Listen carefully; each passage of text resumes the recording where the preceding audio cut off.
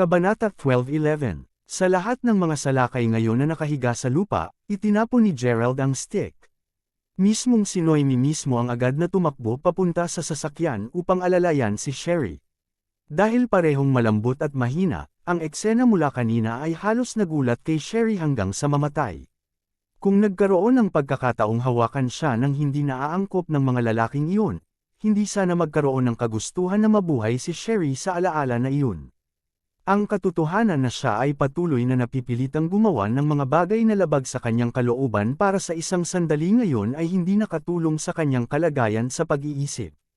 Kung tunay na nagkaroon sila ng paraan sa kanya, natatakot si Sherry na ang pagkuha ng kanyang sariling buhay ay hindi na mapupunta sa tanong. Anuman, narito na ang kanyang guro at agad na niyakap ni Sherry si Noemi habang hinihimas.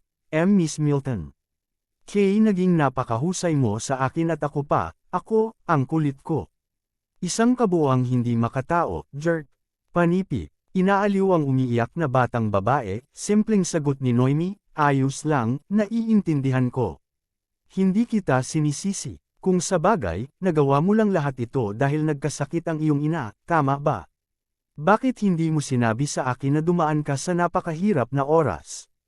Panipi. Tunay na sumama ang pakiramdam ni Noemi para sa kung anong pinagdadaanan ni Sherry sa buong panahong ito. Hindi niya maisip kung paano ito magiging impyerno para sa batang babae kung nagpasya si Gerald na huwag bumalik upang hanapin siya. Ito ay magiging isang kumpletong basura para sa nasabing talentadong hinaharap na batang babae upang masira, tulad nito. Hindi na nais na isipin ito, inalala lamang ni Noemi ang kanyang sarili na sa huli. Ang pinakamahalagang bagay ay ligtas pa rin ang kanyang estudyante. Sito ang nagnakaw ng pera, miss. Umiiyak kay Sherry, hindi nagawa, at ayaw na itago ang katotohanan. Ngunit hindi ako naglakas loob na gumamit ng anuman sa pera. Gaano man ako kasira, hindi ako gagamit ng hindi maruming pera. Kinikita ko ang lahat ng kailangan ko sa pamamagitan ng pagtatrabaho ng part-time bilang isang tagapagturo. Dagdag ni Sherry sa pagitan ng luha. Ipinagmamalaki ko sa iyong hindi paggamit ng anuman sa mga ito. At muli, naiintindihan ko. Sagot ni Noemi habang patuloy sa pag-aliw sa batang humihikbi. Makalipas ang ilang sandali, lumakad si Gerald papunta sa gilid ng pintuan ng kanyang bahay at itinaas ang isang maluwag na tile. Tulad ng sinabi ni Sherry, nandoon ang pera, lahat $30,000 nito. Nang makita iyon, hindi mapigilan ni Gerald na makaramdam ng bahagyang naantig sa taos-pusong pagkatao ni Sherry. Hoy, ngayon, hindi pa kumakain ang nanay mo, alam mo. Tumigil ka na sa pagiyak at magluto tayo sa kanya ng bagong pagkain. Gusto ko rin siyang makilala sa ospital, sabi ni Naomi habang pinupunasan ang luha sa mukha ni Sherry. Dadeng dahan-dahan bilang pagsang-ayon, ang dalawa sa kanila pagkatapos ay mabilis na luto ng isang bagong pagkain. Matapos makuha ito sa thermos, pinadala ni Gerald sina Naomi at Sherry sa ospital. Tungkol naman sa mga dugong bodyguard na natira doon, madaling naayos ni Gerald ang magulong eksena sa isang solong tawag sa telepono. Nang makarating sila sa ospital, sumali si Gerald sa duo habang binisita nila ang ina ni Sherry. Mula sa isang solong pagtingin lamang sa kanya, nasabi ni Gerald na ang sakit ay hindi masyadong seryoso, kahit para sa kanyang mga pamantayan. Habang hindi ito nagagamot, ang problema ay ang paggamot sa sakit ng kanyang ina na nangangailangan ng maraming pera. Tunay na magaspang ito kay Sherry. Sa pag-iisip na iyon, binayaran ni Gerald ang lahat ng kinakailangang bayarin sa medisina at nangako pa kay Sherry na ang lahat ng kanyang gastos sa pamuhay sa universidad at mga bayarin ay may sponsor ng Mayberry Commercial Group. Sinabi din sa kanya ni Gerald na kukuha siya ng isang taong nagngangalang Zack upang mag-ayos ng trabaho para sa kanya sa sandaling gumaling siya ng buo. Inaaliw siya, idinagdag ni Gerald na ang lahat ay gagaling sa lalong madaling panahon. Mga 9:00 ng gabi nang maayos ang lahat. Alam na maraming pinagdaanan si Sherry ngayon, nagpasya si Noemi na samahan at makipag-usap sa kanya ng kaunti. Dahil hindi talaga alam ni Gerald kung paano aliwin ang gayong dalaga, tumungo siya gamit ang parehong tubo mula dati upang kumuha ng tubig. Nasa sandaling iyon ng Kabanata 12:12, bigla na lang parang may muari ang isang bagay sa jade alindog na dala ni Gerald. Nararamdaman ang panginginig ng kanyang katawan sa kaba, alam ni Gerald na nasa paligid ang isang babaeng may malakas na katawan na Yin. Sa pamamagitan nito, nagsimula kaagad siyang maghanap sa paligid ng lugar. Gayunman, mabilis na naglaho ang reaksyon ng Jade at nasiraan ng loob si Gerald. Hindi niya lang maisip iyon, di ba? Ano ang nangyari sa mundo? Bakit tumigil ito sa mabilis na pag-react? Ungol ni Gerald sa sarili, halata ang kanyang pagkabigo. Dahil ang alindog ay napakalakas na nag-react kamakailan lamang, sinigurado ni Gerald sa kanyang sarili na ang reaksyon ay dapat na nabawasan mula nang ang babaeng may malakas na pangangatawan ay umalis sa lugar. Sa pag-iisip na iyon, binagsak ni Gerald ang ospital, na aktibong tumingin sa paligid habang umaasa para sa isa pang reaksyon mula sa Jade.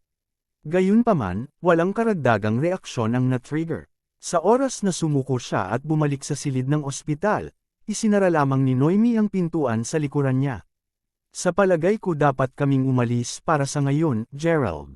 Malinaw na naubos ni Sherry ang sarili mula sa lahat ng presyon na kaharap niya kani-kanina lamang, at sinasabi ko ito dahil nakatulog na siya ngayon sa sobrang kama sa silid. Gayunpaman, hindi ko maiwasang mag-alala tungkol sa kanilang kaligtasan kung aalis tayo ng ganoon, sabi ni Noemi. Hindi mag-alala. Nag-order na ako para sa ilang mga tanod na magbantay sa kanila nang hindi nila namamalayan. Ang aking mga bantay ay may kakayahang kaya't hindi ka na dapat mag-alala pa. Panipi, iyon ay isang kaluwagan. Gayun din, sinabi sa akin ni Sherry na pupunta siya sa istasyon ng pulisya upang gawin ang kanyang pahayag bukas. Masyado siyang nakakaawa pagkatapos harapin ang lahat ng iyon kaya inaasahan ko na alagaan mo siya ng mabuti. Hindi siya karapat-dapat masaktan sa pangalawang pagkakataon. Panipi, pupunta ako roon para sa lahat. Narinig iyon, dahan-dahang tumango si Noemi, isang cocktail ng emosyon na makikita sa kanyang mga mata. Hanggat nandito si Gerald, hindi matatakot si Noemi kahit na nagsimulang bumagsak ang langit. Upang maging ganap na matapat, minsan ay nagtataka pa rin siya kung ano ang magiging buhay kung nakasama niya si Gerald sa simula pa lang. Marahil ay ikakasal na sila ngayon, buhay na masaya sa buhay sa isa't isa. Ni hindi niya inalagaan ang pera ni Gerald. Ang gusto lang talaga niya ay makasama siya. Ganun pa man, alam ni Noemi na hinahangad pa rin ni Gerald si Mila na mistulang nawala. Sa pag-iisip na iyon, walang paraan na siya ay kikilos na makasarili. Gayunman, sa lalong pag-alaga sa kanya ni Gerald, lalong tumigas ang puso niya. Kasunod nito, pinauwi ni Gerald si Noemi at ang ina ni Naomi ay nagluto ng magandang hapunan para sa kanilang dalawa. Umalis lamang si Gerald matapos kumain ng kanyang pangalawang lutong bahay na pagkain mula sa ina ni Noemi. Maya-maya pa, tinanong ni Yasmin ang asawa, "Hubby, may problema ba? Kakaiba lang, alam mo. Tila hindi ko makontak si Tiago at ang iba pa." Gayun din, mas maaga nang tumawag ako sa ospital. Ang ina ni Sherry ay tila nasa gitna ng paglilipat. Sa oras na nakarating ako doon upang tingnan ang aking sarili, wala na siya sa iisang ward na. Ano pa ang nangyayari? Banggol ng asawang si Yasmin na nakakunot ang noo. Kaya, marahil si Tiago at ang iba pa ay nasa labas na nagkakatuwaan. Marahil ay na-mute nila ang kanilang mga telepono o kung ano. Tungkol kay Sherry, hindi ako sorpresa kung tuluyan na siyang pinalayas ng ospital dahil wala siyang cash na mababayaran para sa lahat ng gastos sa medisina. Tatawagan ko rin si Tiago sa paglaon upang tanungin siya tungkol dito. Kahit na muli, kung sinusubukan mo na siyang tawagan sa loob ng ilang oras, naniniwala talaga ako na napakasaya lang niyang mapansin. Sagot ni Yasmin, "Totoo yan, mabuti pagkatapos. Anuman, nakuha ko na ang lahat ng aking mga koneksyon upang suriin ang background ng lalaking iyon. Kakatuwa na hindi nila ako sinagot. Anuman ang kaso, hahanapin ko pa rin ang pagkakataong ipakita sa kanya kung gaano ako kahusay bukas." Ninisya niya ang asawa, sakto sa sandaling iyon nang magsimulang magring ang kanyang telepono ng maraming beses. Maraming mga mensahe ang, halos sabay-sabay, na ipinadala sa kanya. At ang asawa ni Yasmin ay mabilis na dinampot ang naka-vibrate pa niyang telepono. Nang basahin ang mga text message, isang simangot na dahan-dahang nabuo sa kanyang mukha habang nagbubulungan siya. Ang impyerno lang ang ibig sabihin nito. "Ano ito, hubby?" tanong ni Yasmin sa banayad na tono. Hanggat makakatulong ang kanyang asawa na mapupuksa si Noemi para sa kanya, wala siyang ibang hiniling. Panipi tuldok. Lahat ng mga mensaheng ito. Pareho silang sinasabi ng lahat, sagot ng asawa ni Yasman habang umiling. Panipi tuldok. Ano ito? Kaya, sinabi nilang lahat, good luck. Kabanata 12:13. Kinabukasan mismo, nagtungo si Yasman sa paaralan kasama ang kanyang asawa. Dahil nakuha ni Noemi ang isang lalaki upang may back up siya noong nakaraang araw, tiyak na hinihimok din siya ni Yasman. Sigurado si Yasman na ang paningin ng kotse ng kanyang asawa na nag-iisa ay magiging sapat upang takutin ang buhay mula sa lalaki ni Noemi. Tagumpay. Gayunpaman, si Yasman ay nagsisinungaling kung sinabi niya na ang mga kakatwang mensahe at pagkawala ni Tiago noong isang araw ay hindi siya nababahala. Kahit na pagkatapos na tawagan siya at ang kanyang mga tauhan, wala sa kanila ang pumili, at wala sa kanila ang nasa lugar din ni Sherry. Nasaan kaya sila? Kahit na si Tiago at ang kanyang mga tauhan ay maaaring maging medyo ligaw habang tinatangkilik ang kanilang sarili, alam din niya na sila ay napaka-responsable na mga lalaki. Malapit na imposible para sa kanila na hindi ibalik ang kanyang mga mensahe matapos ang kanilang trabaho. Kakaiba ang pakiramdam tungkol sa buong sitwasyon, iyon ang pangalawang dahilan na pinagsama niya ang kanyang asawa. Anuman ang kaso, alam niyang alam ang background ni Sherry kaya marahil ay hindi siya magiging problema para sa kanya. Hindi nagtagal bago sila makarating sa harap ng school building. Dahil ang asawa ni Yasman ay nagmamaneho ng pinakabagong BMW 7 serye, isang pangkat ng mga lalaking mag-aaral ang agad na hinugot dito. Grabe, asawa ba yan ni Ginang Yolep? Hindi lamang siya nagmamaneho ng isang BMW 7 Series, ngunit nakakaakit din siya. Tandang pananong-tandang padamdam, panipi, *man, kaya't ang kanyang asawa ay isang mayamang tagapagmana. Sa hitsura nito, ang kanyang pamilya ay dapat na napakalakas din. Kahit nagaano kasaganahan ang laging damit ni Ginang Yolep, hindi masyadong nakakagulat na ang kanyang asawa ay hindi isang ordinaryong lalaki. Panipi, gayunpaman, sa kanilang mga high school araw, sapat na pangkaraniwan para sa mga lalaking estudyante na mas gusto ang pag-uusap tungkol sa mga laro at kotse.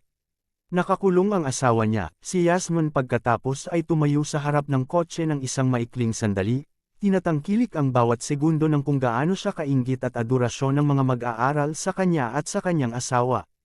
Matapos magpanggap na kunin ang ilang mga bagay mula sa kotse, nakita ni Yasman ang ilang mga kasamahan na papasok sa trabaho at tumawag, "Mabuti po doon, Mrs. Shack. Ang aga mo ngayon, at ganun din sa iyo, Ginang Zanders." Panipi, nakikita ang nakangiting babae na tumatawag sa kanila, pagkatapos ay sumagot si Ginang Shack, "Magandang araw din sa iyo, Mrs. Shack. Asawa mo ba yan? Ang kotse na minamaneho niya ay mukhang bago.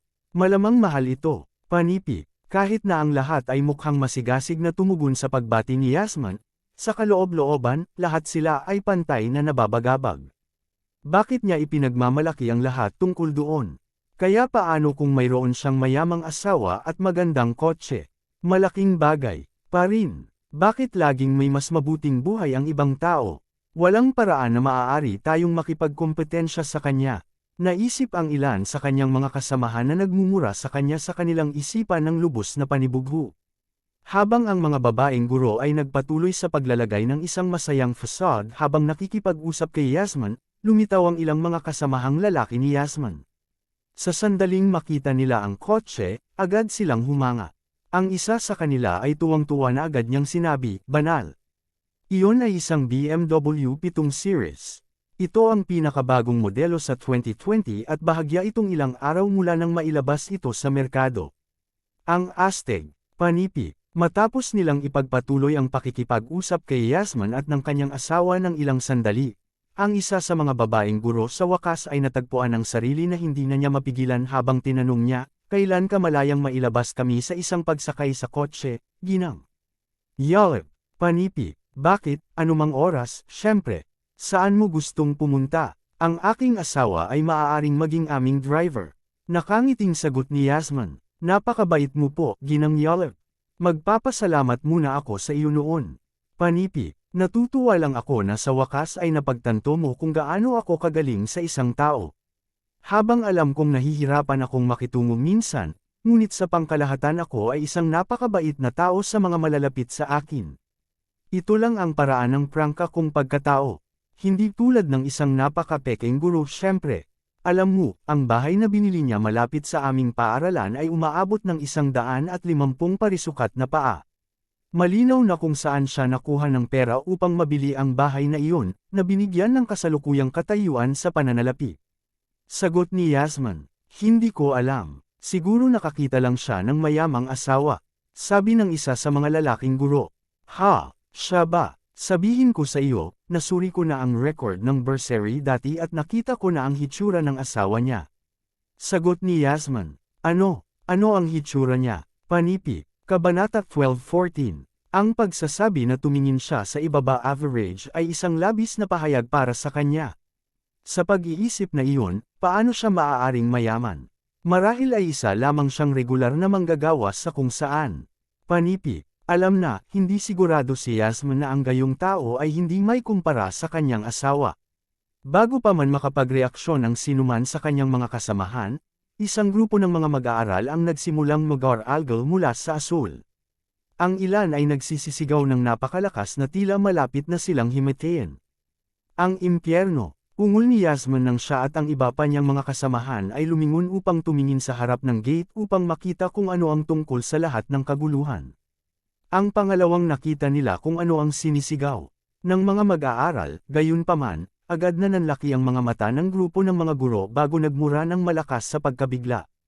Si Yasmin, sa partikular, ay tila mas flabbergasted kaysa sa iba pa, na tinatakpan ang kanyang bibig sa pagtataka. Anong cool na kotse? Sigaw ng lahat sa parehong pagkabigla at pagkamangha. Ang cool na kotse, na tinukoy nila, ay nagkakahalaga ng milyon-milyong dolyar. Sa katunayan, masasabing daang beses itong mas cool kaysa sa isang Lamborghini sports car. Ang kotse mismo ay dahan-daw ang nagmamaneho mula sa compound ng paaralan patungo sa pangunahing gusali ng paaralan. Hindi man alintana ang mga panuntunan sa paaralan, na nagsasaad na ang mga mag-aaral ay hindi pinapayagan na dalhin ang kanilang mga telepono sa paaralan. Ngayon, lahat sila ay agad na nagsimulang mag-snap ng mga larawan ng mamahaling hitsura ng kotse. Ito ay isang Lambo. $1 milyong na Lambo. Nauutol na asawang si Yasmin nang bumagsak ang panga. Kaninong kotse iyon? Asawa ba ito ng isa sa mga guro? O marahil isa sa mga ama ng mga mag-aaral? Dagdag pa ng isa sa mga lalaking guro na gulat pa rin sa paningin. Kung tama ako, kung gayon ang kotseng iyon doon mismo ay may limitadong edisyon.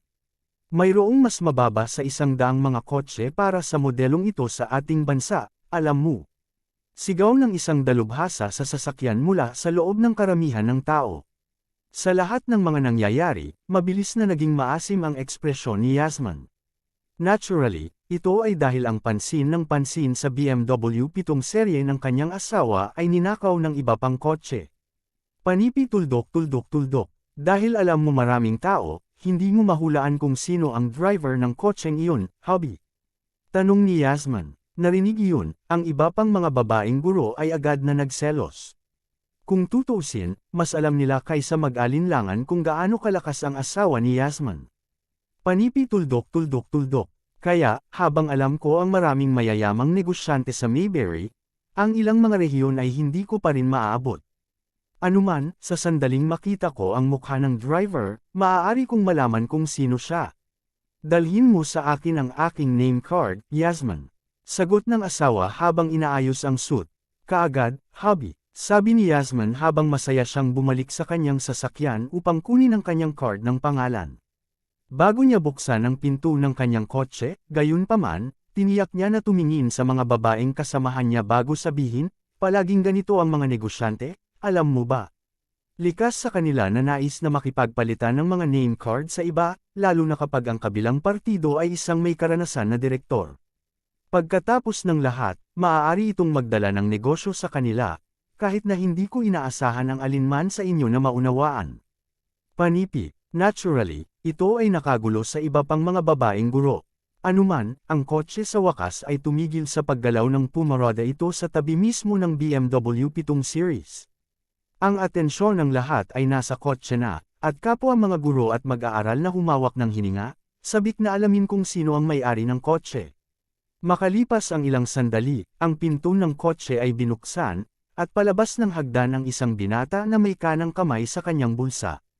Kasabay nito, binuksan din ang pintuan sa tapat ng upuan ng driver, at isang babaeng napakaganda ngunit pamilyar na hitsura ang lumabas. Sa sandaling nakita ni Yasmin ang duo na lalabas lamang ng kotse, ang card ng pangalan sa kanyang kamay ay agad na kumalabog sa lupa. Nanginginig ang kanyang buong katawan, nararamdaman ni Yasmin na parabang ang kanyang kaluluwa ay dinurog ng isang napakalakas na kidlat. Ang kanyang isipan ngayon ay ganap na blanko, ang kasalukuyang sitwasyon ay parang halos panaginip. Habang si Yasmin ay parang mahimatay na siya, marami sa iba pang mga mag-aaral at guro ay sumisigaw ngayon, "Miss Naomi, ikaw!" Kabanata 12:15. Totoo sa kanilang mga salita, ang duo na bumaba lang ng kotse ay tunay na sina Gerald at Naomi. Alam iyon, naramdaman ni Yasmin na parang ang kanyang buong mundo ay napabaliktad lamang. Pagkatapos ng lahat, ipinapalagay niya na dahil marahil ay walang sinumang may kakayahang suportahan siya, madali siyang mapupuksa ng asawa niya. Habang totoo na nakilala niya si Gerald kahapon, simpleng inisip ni Yasmin na siya ay isang ordinaryong tao na maghahirap ng husto sa kanyang kamay ngayon. Hindi niya akalain na magiging ganito kadumi siya. Ngayon pawis na pawis at tunay na hindi sigurado sa kung ano ang susunod na gawin. Ang kanyang puso ay lumaktaw ng matalo sa sandaling nakita niya ang isang kotse ng pulisya na nagmamaneho papasok sa paaralan. Bagaman mayroon lamang dalawang mga opisyal ng pulisya noong araw, apat sa kanila ang lumabas sa kotse ngayon. Ang pag-scan sa karamihan ng tao, ang isa sa mga opisyal ay sumulyap kay Yasmin bago sinabi, "Magandang araw, Miss Milton, at nakikita kong narito rin si Miss Yaleb." Nagkaroon ng kaunting pag-unlad sa kaso. Bakit hindi natin talakayin ito sa tanggapan ng punong guro? Panipi, fine by me. Sumagot si Yasmin, ang kanyang gut ay nagsasabi sa kanya na mayroong mali na mali. Sa sandaling nasa opisina na sila, ang nakakaipit na kapaligiran doon ay nagdulot ng labis na kakulangan sa ginhawa kay Yasmin. Kung sabagay, lahat ng iba ngayon ay nakatingin sa kanya. Panipi tuldok. Nakatanggap kami ng mga bagong katibayan tungkol sa pagnanakaw, at pagkatapos ng ilang paghuhukay, nakakita kami ng isang bagong lead. Tila, may isang taong pinipilit ang isang mag-aaral na kumilos para sa kanilang ngalan, at sa labis na malupit na paraan din. Ipinaliwanag ang isa sa mga opisyal sa punong guro. "Salamat sa iyong pagsusumikap, mga opisyal." Narinig iyon, ang mukha ni Yasmin ay naging mas mapula habang ang kanyang puso ay lumaktaw ng isang pintig. Huminga, lumingon siya at tumingin sa asawa, isang malinaw na senyales na humihingi siya ng tulong sa kanya. Gayunpaman, sa sandaling umatras siya, sa wakas ay napagtanto ni Yasmin kung saan nagmula ang kanyang pakiramdam ng kawalang kapanatagan. Alam ng asawa ni Yasmin na sa katunayan ay hindi na siya maaaring makasama pa sa bagay na ito. Ang binata na kasalukuyang nakatayo sa harap niya. Ang kanyang background ay tiyak na hindi isang simple, at sa pag-iisip na iyon, ang kanyang asawa ay mas nakakaalam kaysa sa hamanin ng ganoong tao. Alam din niya na kung magpapatuloy siya sa pagtulong kay Yasmin, hindi siya makakalayo ng madali. Bagaman matapat niyang nais na tumakbo lamang sa labas ng opisina sa sandaling iyon, alam niya na ang ilang mga security guard ay kasalukuyang nagpapatrolya sa labas mismo ng pintuan ng opisina. Habang nagpapatuloy siya sa pag-iisip tungkol sa kung ano ang susunod na dapat niyang gawin, ang isa sa mga opisyal ay kumuha ng isang warrant at ipinakita ito kay Yasmin. "Miss Yaleb, hinala namin na ikaw at ang asawa mo ay nasangkot sa isang krimen. Sa pag-iisip na, mangyaring sundan kami pabalik sa istasyon para sa karagdagang pagtatanong." Panipi, labis na natigilan ng marinig iyon, agad na sumagot ang asawa ni Yasmin, "Tiwala ito sa aking negosyo. Ang babaeng iyon ang namamahala sa buong bagay. Hindi talaga ako kasali dito." Panipi, kasunod nito, agad niyang binuksan ang pinto ng opisina at tinangkang tumakas. Naturally, agad siyang nahuli ng isa sa mga security guard na nagpapatrolya pa rin sa labas ng opisina. Nang marinig iyon, agad na nagsimulang sumisigaw si Yasmin sa siklab ng galit bago subukang makatakas din. Alam niya para sa isang katotohanan na kung sila ay napatunayang nagkasala sa gawa, kung gayon hindi sila palayain ng hindi bababa sa 20 taon. Sa pag-iisip na iyon, nagawa niyang mailabas ang mga gwardya na abala pa rin sa pagpindaw ng kanyang asawa. Wala sa kanila ang inaasahan na mauubusan din siya. Sa oras na siya ay dumating sa hagdan, lahat ng mga mag-aaral na nakakita sa kanyang pagtakbo para sa kanyang buhay ay lubos na nalilito sa kung ano ang nangyayari. Bago pa man niya maalis ang unang hakbang pababa, gayunpaman, naramdaman niya ang isang jolt ng kuryente na tumatakbo sa kanyang gulugod. Sumisigaw mula sa epekto ng itinapon na bagay, gumuho sa sahig si Yasmin at nakita na siya ay tinamaan ng isang pamalo ng kuryente na kumikinang na asul. Ha! Hindi ba yun si Ginang Yolep? Panipi, Diyos ko, bakit nila siya sinusubukan na hulihin?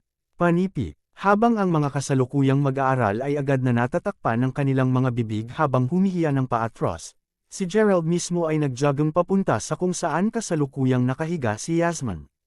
Nang makita na ang iba pang mga opisyal ay nasa malayo pa rin, yumuko si Gerald at binigla siya ulit ng electric rod bago pa sila dumating, pinadala ang babae na walang malay. Kung hindi dahil sa aming kasalukuyang lokasyon, inaasahan kong alam mo na napunit kita sa 1,000 piraso sa ngayon. Ungol ni Gerald habang itinapon ang tungkod sa tagiliran. Sa kanyang galit ngayon, hindi siya tunay na magiging Gerald kung hindi niya tinatreto ang isang malupit na babae tulad ni Yasmin sa katulad na ginawa niya sa babaeng iyon sa Lugaw City. Kabanata 12:16. Nalutas ang kasalukuyang usapin. Agad na bumalik sina Gerald at Naomi sa ospital upang bisitahin si Sherry at ang kanyang ina. Kahit na si Gerald ay nanatili ng mahabang panahon sa ospital, sa kalaunan ay nabigo siya. Tila hindi tulad ng tao na nagpalitaw ng alindog ng jade bago muling magpakita sa anumang oras. Habang naisip niya noong una na ang taong pinag-uusapan ay maaaring isa sa mga doktor, nurse, o kahit na mga pasyente sa ospital, pagkatapos na maglakad sa buong ospital sa halos lahat ng umaga, nag-aalinlangan ngayon si Gerald na iyon ang kaso. Sa kalagitnaan ng buwan ngayon na mapanganib na malapit na, nagsisinungaling siya kung sasabihin niyang hindi siya balisa. Sa paglaon na napagpasyahan na ang babaeng may malakas na pangangatawan niya ay magpapakita sa kanyang sarili sa ngayon kung tunay na siya ay naiugnay sa ospital, ipinadala lamang ni Gerald kay Noemi sa paaralan bago isaalang-alang na magtungo sa iba pang mga kalapit na paaralan o unibersidad upang magsimulang maghanap muli. Sa totoo lang, naramdaman niya na wala sa mga ito ang may katuturan. Pagkatapos ng lahat, ayon sa sinabi ng Master Ghost, dahil sa papel ng kapalaran, kahit na makaligtaan ni Gerald na makilala ang ibang tao sa unang pagkakataon, tiyak na magkikita sila ulit. Alam na ang pag-iisip tungkol dito ay hindi talaga makakabuti sa kanya, ginugol lamang ni Gerald ang natitirang bahagi ng umaga sa pagmamaneho sa paligid ng maraming mga high school at unibersidad. Sa huli, hindi pa rin niya makita ang taong hinahanap niya. Sa isang panghuling unibersidad lamang na natitirang hindi nasuri, simpleng nagbuntong hininga si Gerald bago bumulong sa sarili. Mayberry University it is. Kung wala rin siya doon, talagang hindi niya alam kung saan pa siya hahanapin. Pagdating sa unibersidad, agad na naramdaman ni Gerald na bahagyang nahiya nang makita niya ang napakaraming mag-aaral na tumuturo sa kanyang sasakyan. Hindi talaga siya dapat ang ganito ka-high profile. Sa pag-iisip na iyon, mabilis niyang pinaikot ang kanyang sasakyan at nagtungo sa maliit na kagubatan kung saan niya pinaparada ang kanyang kotse dati. Pagdating doon, nakita niya na ang ilang mga kotse ay nakapark na sa kanyang karaniwang lugar. Sandaling pinahinto ang kanyang sariling kotse, nakita ni Gerald na maraming magagandang batang babae doon na nakadamit upang mapahangarin, tulad ng maraming mayayamang binata na bawat isa ay nagmamay-ari ng iba't ibang mga uri ng mga sports car, Ferraris, at maraming iba pang mga mamahaling hitsura ng kotse. Napansin din ni Gerald na tila mayroong isang salungatan sa pagitan ng dalawa sa mga kalalakihan, at lahat ng iba pang naruroon sa pinangyarihan ay kasalukuyang natipon sa paligid nila. Sa pakikinig, narinig ni Gerald ang isa sa mga kalalakihan na nagsabing, "Paano mo pinangangahas na ay parada ang iyong murang kotse dito? Hindi ka ba nahiya sa sarili mo? Ang kotse ko ay nagkakahalaga ng hindi bababa sa 300,000 dolyar na alam mo." Panipi, Ginoo. Napakagwapo at astig ni Yaki. Ang kanyang sasakyan ay mukhang ganap ding kamangha-mangha. Panipi, oo, napakagandang kotse. Panipi, sinigaw ang ilan sa mga batang babae habang nakatingin sa inggit sa nagsalita. Sa sinabi ni Gerald, ang kotse ng ibang lalaki ay malamang na nagkakahalaga ng halos $120,000. Bilang isang resulta, ang lahat ng mga batang babae doon ay natural na sumusuporta kay G. Yaki, walang sinumang naninindigan para sa iba pang tao, at pagkatapos na maiparamdam sa pagiging mas mababa, ang ibang lalaki ay simpleng nag-drive palayo ng galit. Habang ginamit ni Gerald ang liblib na lugar na ito upang maitago kung gaano siya kayaman, ang mga bagay ay tila nagbago ngayon.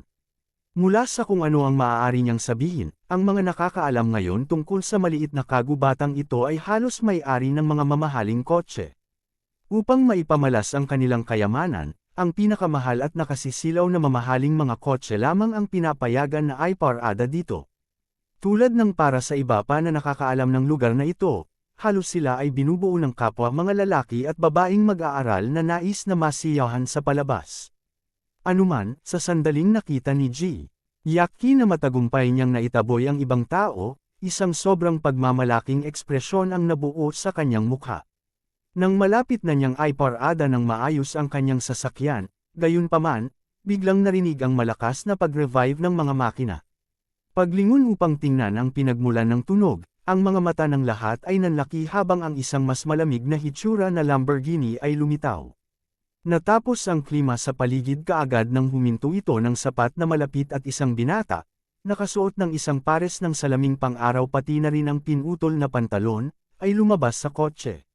Paglingon upang tumingin kay G. Yaki, ang lalaki, nangumunguya ng gum pagkatapos ay idineklara, sa oras na mawala ka, hindi mo ba iniisip? Talaga bang naiisip mo na karapat-dapat kang mag-park dito? Ang aking sasakyan ay nagkakahalaga ng hindi bababa sa $760 milyong, alam mo. Panipi, ito si G. Lockworth. Oh my God, napakagwapo niya. Simpleng napapanood lamang ni Gerald habang nagsisimulang muli ang mga batang babae sa kilig. Habang hindi niya namamalayan ito, alam ng lahat mula sa loob ng karamihan ng tao ang alamat na pumapalibot sa maliit na kagubatang iyon. Mahalaga, sinabi ng alamat na ang isang misteryoso at mayaman na binata ay minsan ay nagpakita sa mismong kagubatan na ito sa isang nangungunang luxury car. Kasunod nito, nagawa ng may-ari ng kotse na ituloy at makuha ang pinakamataas na diyosa ng unibersidad para sa kanya. Bagaman ito ay simple, ang kwento ay sapat na popular upang gawing sikat na lugar ng paradahan ang maliit na kagubatan sa unibersidad para sa mga may mga mamahaling kotse. Ano ang tinitingnan mo pa, G. Yaki? Ilipat mo na ang iyong sasakyan upang may park na ni Yolter ang kanyang sasakyan. Panipi, sa katunayan, ito ay mas angkop para sa Mount Lockworth upang iparada doon at alam mo ito. Panipi, matapos marinig ang mga hiyawan ng mga batang babae ng paghamak, si G. Yaki ay maaaring mapurol lamang ang kanyang mga labi habang ang kanyang pagiging masalimuot ay sumipa. Sa oras na siya ay nagtaboy ng galit, ang tanawin ay nakaakit ng pansin ng kahit 100 manunood. Nanginginig ang kanyang ulo na may isang malaswang ngiti sa kanyang mukha, simpleng inisip ni Gerald, sa palagay ng mga batang ito ay napakabata at mayaman. Dapat mong gamitin ang iyong kabataan at yaman upang makagawa ng mas makabuluhang mga bagay. Kasunod nito, tinapakan niya ang kanyang akselerador, na direktang minamaneho ang kanyang Lamborghini patungo sa karamihan ng mga tao. Kabanata 12:17. Habang naririnig ng mga mag-aaral ang muling pag-angat ng makina ng ibang sasakyan, lumingon sila upang tingnan ang Lamborghini habang kumikibo sa harapan bago huminto, na ipinadala ang mga nahulog na dahon sa lupa na nagkalat sa buong lugar na may lakas ng isang tag-ilaw na gale. Ang biglang hitsura ng kotse ay iniwan ang lahat sa pinangyarihan sandali na nagyayelo sa pagkabigla. Panipi tuldok. Iyon ba ay isang Lamborghini Reventon? Ang pangyayari ay napaka-panaginip na ang lahat ay halos hindi maitago ang pagkabigla sa kanilang mga mukha. Wala sa kanila ang naglakas loob na kumurap ng sandali, sa takot na ang paningin ng marangyang kotse ay mawawala lamang sa pangalawang ginawa nila. Hindi lamang ang limitadong edisyon na Lamborghini Reventon ay isang kotse na nagkakahalaga ng hindi bababa sa $2,600,000, ngunit ayon sa lokal na alamat, ang misteryosong mayaman at binata ay paunang nagmamay-ari ng isang katulad na kotse. Ngayon na ang tukoy na kotseng iyon ay dumating sa tukoy na lokasyon na ito, nararamdaman ng mga naruroon na buhayin nila ang alamat na patuloy na pinag-uusapan ng lahat. Wala sa kanila ang totoong inaasahan na masasaksihan ang kotse para sa kanilang sarili, na ang dahilan kung bakit lahat sila ay natigilan sa paningin nito. Si G. Lockworth mismo ay naiwan ng tulala. Gayunpaman, mabilis siyang nakabawi at nalaman na dapat niyang aminin ang pagkatalo sa oras na ito. Ang kotseng iyon, ito, napakamarangya, naisip ni Yolter sa sarili bago kaagad itaboy ang kanyang sasakyan palayo sa parking space upang doon ay parada ni Gerald ang kanyang sasakyan. Matapos ay parada ang kanyang kotse sa kanyang dating lugar, agad na nagsisigawan ng mga batang babae ng hysterically kasama ang marami sa kanila na nakalagay ang kanilang mga kamay sa kanilang mga bibig at ang natitira ay nakatikip sa kanilang mga pisngi habang si Gerald ay lumabas mula sa kanyang kotse. Ang lahat ng ito ay sobrang kamangha-mangha para sa kanila upang manatiling kalmado. Hoy, kuya, ano ang numero ng iyong telepono? May girlfriend ka ba, kuya? Habang ang mga batang babae doon ay nagsimulang mag-abay sa paligid ni Gerald, ang iba pang mga mayayaman ay mabilis na nagsimulang magtungo sa kanilang sariling mga kotse, na may balak na itaboy sila palayo sa lugar, habang sumisigaw, "Kami ay magpapahinga ngayon, kapatid." "Hawakan mo," sigaw ni Gerald sa isang malamig na boses nang lumingon ito sa kanila. Naririnig kung gaano ang lamig at utos ng kanyang boses, lahat ay agad na naparalisa sa lugar. Kasunod nito, pinanatili ni Gerald ang kanyang malamig na tinig habang nagtanong, "Sabihin mo sa akin, mayroong isang punto ng paghahambing kung gaano kayaman ang bawat isa sa iyo." Narinig iyon, ang mga batang lalaki ay mabilis na ibinaba ang kanilang ulo, bawat isa sa kanila ay nawala ng mga salita. "Habang ikaw ay maaaring mayaman, inaasahan kong ang bawat isa sa iyo ay mapagtanto na palaging mayaman mga tao doon.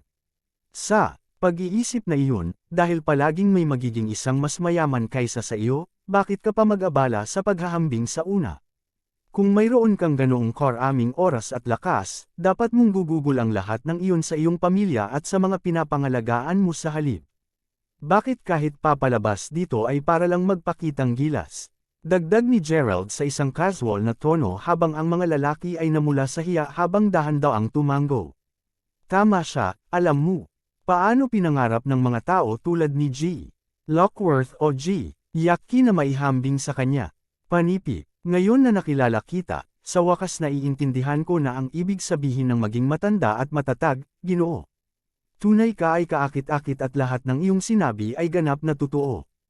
Panipi. Sa puntong iyon, marami sa mga batang babae, na may ekspresyon ng pagmamahal na mahal sa kanilang mga mukha, ang sumuporta kay Gerald na may malasakit na tinig.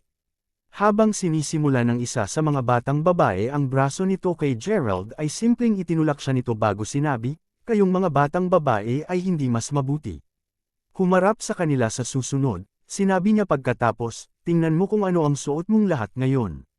T-shirt na walang anumang pantalon o kahit na shorts sa ilalim. Ganito ba dapat ang pag-arte ng mga batang babae?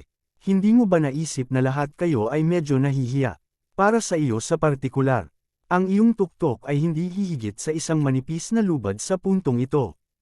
Ano ang point ng paglantad ng labis ng iyong katawan sa iba? Maging medyo mas malalady alang-alang sa langit." Panipi. Matapos makita ang pangkat ng mga kabataan na sumasamba ng pera, hindi nakatakataka kung bakit galit na galit sa kanila si Gerald. Alam na tiyak na magsisisi sila, sa hinaharap, kung hindi nila gagamitin ang oras na ito upang mahalin at pahalagahan ang mga miyembro ng kanilang pamilya at mga mahal sa buhay, mapagsabihan lamang sila ni Gerald sa pag-asang maibalik ito sa kanilang kamalayan. Gayunpaman, marami sa mga batang babae ang simpleng nagsimulang umiyak kaagad na narinig nila ang pagsaway sa kanila ni Gerald. "Basta, umalis ka na. Umalis ka na, lahat kayo." Kabanata 12:18. Matapos ang pagwagayway ng kanyang kamay upang itaboy ang lahat, tinitiyak ni Gerald na nakaparada niya ng maayos ang kanyang sasakyan habang iniisip sa sarili kung ano ang mali sa lipunan ngayon. Kaya paano kung ang isa ay mayaman? Kung malulutas ang lahat sa pamamagitan ng pera, kung gayon hindi na dapat magpatuloy si Gerald sa paghahanap ng ganito. Naiiling ang pag-iisip, tiningnan ni Gerald ang campus building bago magtungo sa direksyon nito upang ipagpatuloy ang kanyang paghahanap para sa isang babaeng may malakas na pangangatawan. Ang nangyari kanina ay isang maliit na yugto, at ang mga saloobin ni Gerald ay napalitan ng kaunting nostalgia nang siya ay pumasok muli sa campus pagkatapos ng pagtatapos ng higit sa 2 taon. Tulad ng sinabi, ang buhay ay isang bilog na paikot-ikot. Hindi alintana kung ang isang tao ay mayaman o mahirap, lagi silang magtatapos sa pagbabalik sa kanilang pinagmulan. Totoo sa mga salitang sinasabi, lahat ng ito ay nagsimula sa mismong unibersidad na ito. Kung sabagay, unang sinabi kay Gerald na siya ang tagapagmana ng pamilyang Crawford habang siya ay nag-aaral dito. Ano pa, natutugunan din ni Gerald ang paibig ng kanyang buhay sa mismong campus na ito. Kahit na ang milk tea shop sa pasukan ng campus ay nandoon pa rin, at ang may-ari ng shop na iyon ay pareho pa ring tao. Sa pagtingin sa shop, naalala niya kung paano nakalimutan ni Mila na ilabas ang wallet niya habang bibili siya ng milk tea noon. Tinutulungan niya siyang bayaran ito ang kanilang kauna-unahang engkwentro. Noon, ang kanyang relasyon kay Mila ay kapwa-dalisay at inosente, walang anumang nakasisira sa lupa o mapait na sandali sa kanilang relasyon. Simple lang, relasyon na mahal kita at mahal mo ako. Siyempre, ang magagandang bagay ay hindi kailanman nagtagal. Mula sa pagkakakilala niya sa kanya, hindi kailanman ginusto ni Gerald na maging tagapagmana ng pamilyang Crawford. Kung pipiliin niya, mas gugustuhin niyang manatiling mahirap. Kung sabagay, hindi siya hinamak ni Mila anuman ang kanyang yaman. Matapos ang nagtapos sa unibersidad, pareho silang maaaring magpatuloy sa buhay na magkakasama. Matapos makakuha ng mga trabaho at mangolekta ng sapat na pera, maaari pa nilang buksan ng magkasama ang isang milk tea shop. Sa puntong iyon, tiyak na nakakakuha sila ng sapat upang magpakasal at magsimula ng isang magandang pamilya na magkasama, lahat ay napunta ng perpekto. Sa pag-iisip tungkol dito, hindi mapigilan ni Gerald na ngumiti ng bahagyang mapait. Pagkatapos ay muli, walang paraan na ang nakaraan sa kanya ay maaaring mahulaan na ang lahat ng ito ay mangyayari. Habang nagpatuloy sa pagiging malalim ng pag-iisip, bigla niyang narinig ang isang boses na sumisigaw, "Hoy Jan, guwapo! Nakatayo ka ng gulugod doon sa isang magandang 5 minuto, alam mo ba? Ayos ka lang." Paglingon sa kung sino ang tumawag sa kanya, sinalubong si Gerald nang makita ang isang nakangiting batang babae na may nakapusod na hairstyle na kasalukuyang kamakaway sa kanya. Nabigla sa bigla ang tanong, nagawa lang ni Gerald na sabihin, ikaw, kailangan mo ng isang bagay mula sa akin." Panipi, narinig iyon, simpleng tumawa ng malakas ang dalaga. Paano kalokohan sa kanya na nakatayo roon sa isang gulugod sa sikat ng araw? Nagtataka siya kung ano ang maaaring naiisip niya. Sa gayon, kami ng aking mga kasama sa silid ay nagpaplano na kumuha ng litrato ng magkasama sa tabi ng lawa. Kita niyo, naghahanap ako para sa isang makakatulong sa paglitrato sa amin. Dahil ikaw ang unang taong nakabanggaan ko habang naghahanap sa paligid, nagtataka ako kung nais mong kunan ng larawan kami, guwapo. Tinanong ng dalaga, na interesado na kay Gerald nang una siyang makita mula sa malayo, habang inaabot ang kamera sa kanya. Hindi may kakaila, kung tutuusin, si Gerald ay may kaakit-akit na hitsura. Sure I guess, sagot ni Gerald habang kinukuha ang kamera mula sa kanya. Nang makita na hindi ito isang partikular na mahirap na kahilingan upang magsimula, nahirapan si Gerald na tanggihan siya. Ayos lang. Gayun din, mangyaring maging maingat sana. Napakamahal na camera. Sa palagay mo alam mo kung paano ito patakbuhin? Tanong ng batang babae na ngayon ay napagtanto na si Gerald ay nakasuot ng medyo ordinaryong damit. Sa pag-iisip na iyon, hindi niya maiwasang mag-alala na hindi niya sinasadya ito sa mad-epektong paggawa kung tunay na wala siyang ideya kung paano ito gamitin. Huwag mag-alala, gagawin ko. Sagot ni Gerald na may simpleng tango. Samantala, maririnig ang 6 na batang babae na nakikipagdaldalan palayo sa gilid ng lawa. Dahil malapit na silang magtungo sa kanilang 2 taon sa unibersidad at maganda ang hitsura ng panahon ngayon, lahat sila ay sumang-ayon na lumabas upang kumuha ng litrato ng magkasama. Nais nilang tiyakin na nakakuha sila ng sapat na alaala ng kanilang unang taon sa unibersidad. Habang maraming mga tao ang namamasyal sa paligid ng lawa, lahat sila ay tila mag-asawa, at marami pa nga ang kumikilos ng malapit sa pamamagitan ng pagkakayakap sa isa't isa sa publiko. Dahil dito, naramdaman ng mga batang babae na medyo magiging mahirap para sa kanila na humingi ng tulong sa kanila.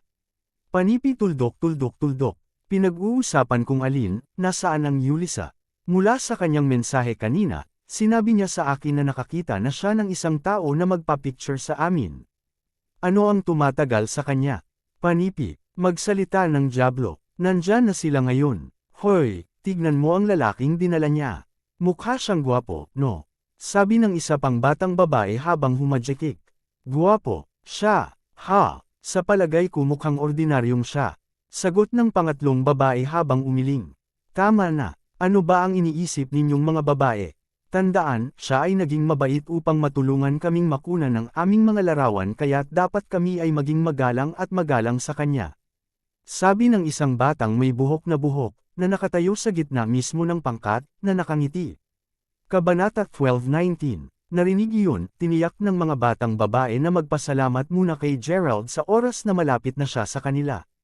Kahit na noong ginawa nila ito, gayunpaman, nakaramdam pa rin ng konting absent mind si Gerald. Pagkatapos ng lahat, siya ay patuloy na binobohan ng mga nostalgic na alaala niya, nung siya ay nag-aaral pa rin dito. Maya-maya, kumalas si Gerald dito at pumwesto bago sinabi, "Bueno, kukunan ko na ako ng litrato kung handa na kayong mga babae. Lahat tayo ay mabuting pumunta." Sinabi ng mga batang babae pagkatapos ng pagkuha sa iba't ibang mga poses habang tumatawa sila sa kanilang sarili. Pagkuha ng kumpirmasyong kailangan niya, dahan-dahang itinaas ni Gerald ang camera. Sa sandaling natitiyak niya na ang lahat ay nasa loob ng larawan, sinabi niya pagkatapos, "Sige, sa bilang ng 1, 2, 3F*6. Panipi." Sa labas ng asul, biglang lumuwa si Gerald sa parehong sorpresa at kaguluhan, na nagresulta sa pagkahagis ng kamera sa hangin. Sa oras na napagtanto ng lahat na may kaugnayan kung ano ang nangyayari, ang kamera ay nakabangga sa lupa. Sa lens nito na bahagyang basag at ilang dagdag na clunks, na nagmumula sa loob ng kamera, lahat ay medyo nakatiyak na ang ilang mga sangkap sa loob ng aparato ay nasira. Anuman, ang mga aksyon ni Gerald ay nagmula sa katotohanan sa sandaling iyon, bigla niyang naramdaman ang isang labis na kakaibang pakiramdam sa kanyang puso. Hindi lamang iyon, ngunit nakatiyak din siya na naramdaman niya ang reaksyon ng Jade Charms habang nakatuon pa rin ang kanyang pinakahirap na kunan ng larawan, ilang segundo lang ang nakakaraan. Ang ibang oras lamang na naramdaman niya ang ganoong paraan ay noong una niyang makilala si Condry.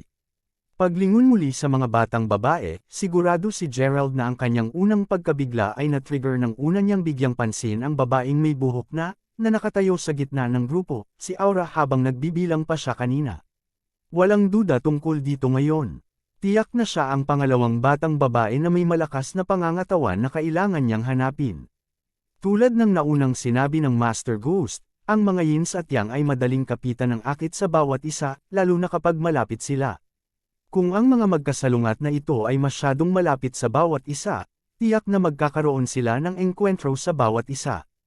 Anuman ang kaso, alam ni Gerald na tama ang kanyang napiling pagpili sa pamamagitan ng paghanap din ng dalaga sa kanyang dating unibersidad. To think na ang hinahanap niya ay nag-aaral sa Mayberry University sa buong oras na ito. Kahit na si Gerald ay nagbubuntong hininga, ang iba pang mga batang babae ngayon ay pantay na napatahimik. Sa kanilang mga panga na malawak na nakanganga, lahat sila ay nakatingin sa sobrang takot sa kamera na nakahiga pa sa lupa. Ang kamera lamang ay nagkakahalaga ng humigit kumulang $7,600. To think na itapon lang ng lalaking ito sa hangin ng ganyan. Naturally, si Yulisa ang unang taong nag-react habang sumisigaw. Ano, umiikot na ngayon ang buong mundo niya nang dumilim ang paningin niya sa pagkabigla. Pagkatapos ng lahat, ang kamera ay hindi kahit kanya. Upang magsimula, ito ay isang nirentahang kamera, at sa ngayon ay nasa Syria na, tiyak na siya ang kailangang magbayad para sa gastos sa pagkukumpuni nito. Ikaw ay isang butas. Ano ang iniisip mo sa pagkahagis lamang ng aming kamera sa hangin ng ganyan? Angal ni Yulisa nang sumugod siya kay Gerald bago siya itulak sa sobrang galit. Siyempre, ang iba pang mga batang babae ay pantay na galit sa kanya. Pagkatapos ng lahat, ito ay dapat maging isang masayang okasyon at handa silang lahat na kunan ng litrato ang mga ito upang gunitain ang kaganapan din. Kahit sino ay magagalit sa isang bagay na hindi inaasahan tulad ng nangyayari. Habang siya ay tiyak na mukhang hindi niya makakamit ang anumang bagay sa kanyang buhay, tiyak na siya ay isang pro sa pagkasira ng mga bagay. Seryoso man, Yulisa, paano mo magagawang makahanap ng katulad nito na makukuhanan ng litrato? Ungol ng isa sa mga batang babae habang lahat sila ay papalit-palit ng tingin kay Gerald. Anuman ang kaso, mukhang si Yulisa na handa niyang lumuha kahit anong segundo. Nang makita iyon, itinulak ng mahabang buhok na batang babae ang kanyang buhok sa likuran ng tainga bago kunin ang kamera at suriin kung may mga sirang bahagi.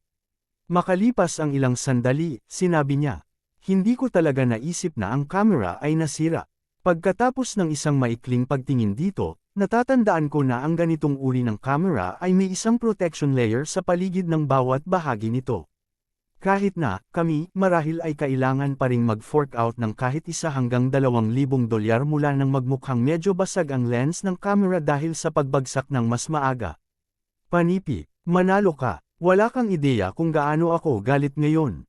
Sa lahat ng mga tao na maaaring nakabanggaan ko at humingi ng tulong, dapat siya ito. Kung ito ay kahit sino paman, maaari naming makuha ang aming mga larawan sa nakaraan. Oh, bakit sa lupa ako ay hindi pinalad? Pagmamaktol ni Yulisa na ngayon ay lampas sa inis at galit. Magkano ang utang ko sa iyo? Magbabayad ako, sagot agad ni Gerald. Ha, ikaw, bayaran ako ng $7,600, pagkatapos ay pantay kami. Senggal ni Yulisa, humihingi ka sa kanya ng gaanong. Maswerte tayo kung nakapag-fest pa siya ng hanggang $300. Gaano talaga tayo kamalas? Senggal ng iba pang mga batang babae.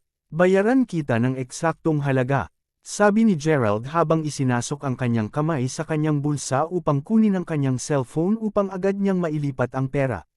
Ang pangalawang ginawa niya rito, gayunpaman, agad niyang naramdaman ang parehong awkward at napahiya. Matapos ang pakiramdam sa paligid ng lahat ng kanyang mga bulsa, napagtanto niya na ang kanyang cellphone ay wala sa kanya. Sa pag-iisip kung saan niya maaaring naligay ang maling lugar dito, mabilis niyang naalala na naiwan niya ang kanyang cellphone sa kanyang kotse kanina mula nang siya ay medyo sabik na mag-aral sa grupo ng mga teenager na sumasamba sa pera. Ang tanging pera na mayroon siya sa kanya ngayon ay tila $120. Pagkatapos ng lahat, hindi na niya kailangan pang gumamit ng pisikal na pera sa pinakamahabang oras.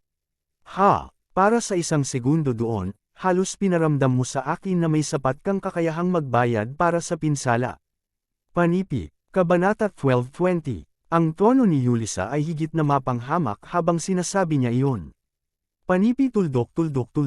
Anuman, kalimutan na lamang natin ang tungkol sa pagkuha ng mga larawan sa ngayon at mag-focus muna sa isyu ng camera.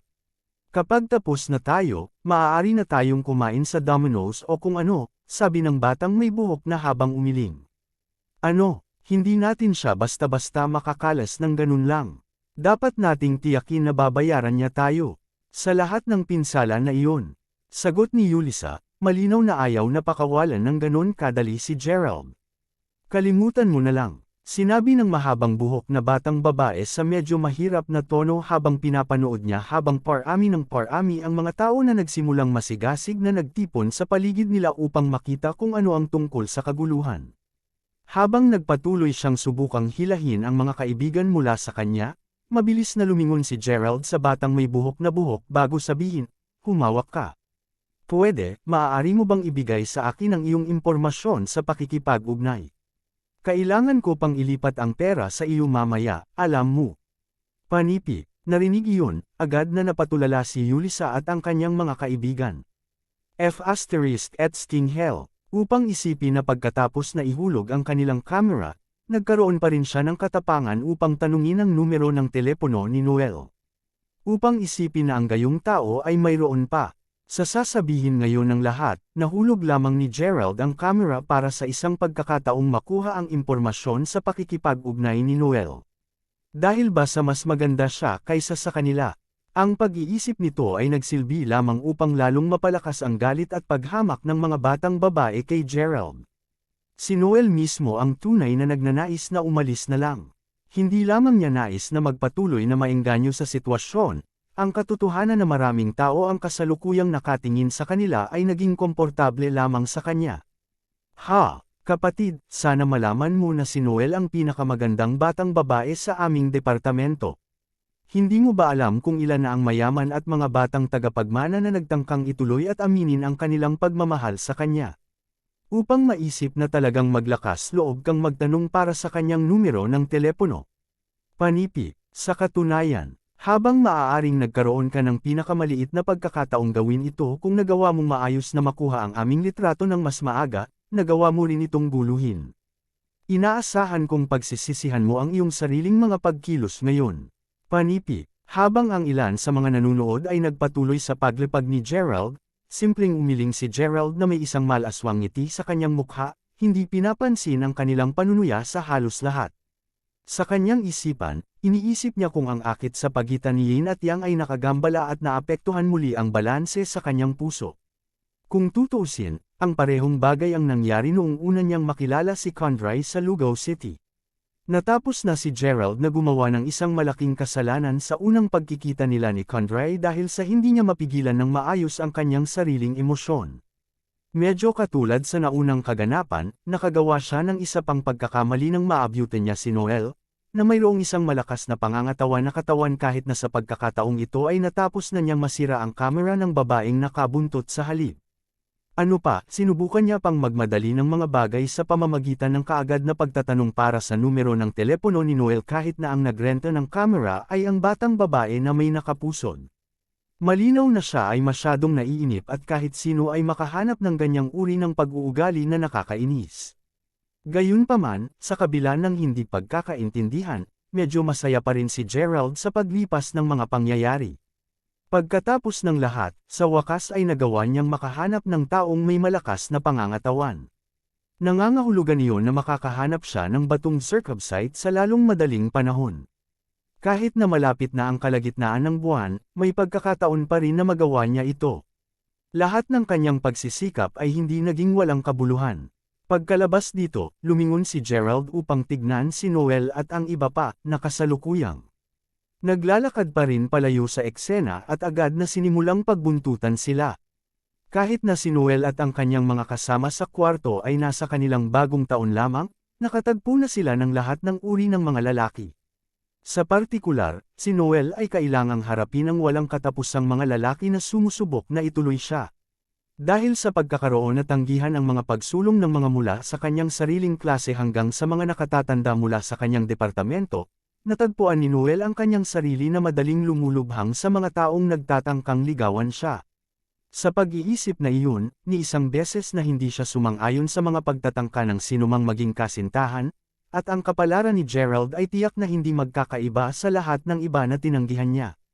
Kung sa bagay, hindi man niya nakuha ang isang bagay na simpleng ginawa ng tama. Ito ay tunay na nakakainis. Naiiling ang pag-iisip, mabilis na hinarap ni Noel at ng kanyang mga kaibigan ang isyu sa kanilang sarili, kasama si Noel na gumagamit ng kanyang sariling pera upang mabayaran ang mga pinsala. Kasunod nito, ang grupo ng mga batang babae ay nagtungo kay Domino's upang makagat ng mabilis. Habang nandyan sila, umaasa rin silang maghanap ng kahit sino na medyo may kakayahang tumulong sa pagkuha ng litrato sa kanila malapit sa bulubunduking lugar sa labas mismo ng kanilang campus. Sa sandaling iyon, isiniwalat ni Gerald na kanina pa siya sumusunod sa kanila. Pagkatapos ng lahat, tunay niyang hinahangad na taos-pusong ipahayag ang kanyang paghingi ng tawad. Habang ginagawa ito, inaasahan din niya na malilinaw niya ang seryosong hindi pagkakaunawaan na mayroon sila sa kanila. Hindi talaga siya ang uri ng tao na marahil ay naiisip nila siya, kung tutuusin. Nang makita siya, ang mga batang babae ay lubos na natuwa habang sinabi nila, siya na naman. Gaano siya nakakainis. Panipi, matapos ang lahat ng nangyari, ganap na makatwiran para sa mga batang babae na hindi magkaroon ng magandang impression kay Gerald. Tulad ng kagat niya sa bala at tangkaing ipaliwanag ang kanyang sarili, biglang narinig ang isang paputok na tunog. Bigla, nagsimulang bumagsak ang mga rosas na bulaklak mula sa kisame ng restaurant, ang biglaang romantikong kapaligiran na nakakagulat sa lahat na kumakain doon. Makalipas ang ilang segundo, isang gwapong mukhang lalaki na nakasuot ng suit ang nagsimulang maglakad papasok sa restaurant, isang bouquet ng rosas sa kamay. Pagdaan kay Gerald, tumayo siya sa harap ni Noel bago lumuhod sa isang tuhod at inilahad ang palumpon ng mga bulaklak na kukunin niya. Gusto mo ba, Noel? Isang sorpresa ang inihanda ko para sa iyo. Sabi ng bata. Ito ay isang romantikong pagtatapat. Hanggang dito na lang muna ang ating kwento. Maraming salamat sa pakikinig. Huwag kalimutan mag-like, share, subscribe at i-comment ang inyong reaction sa ating kwento.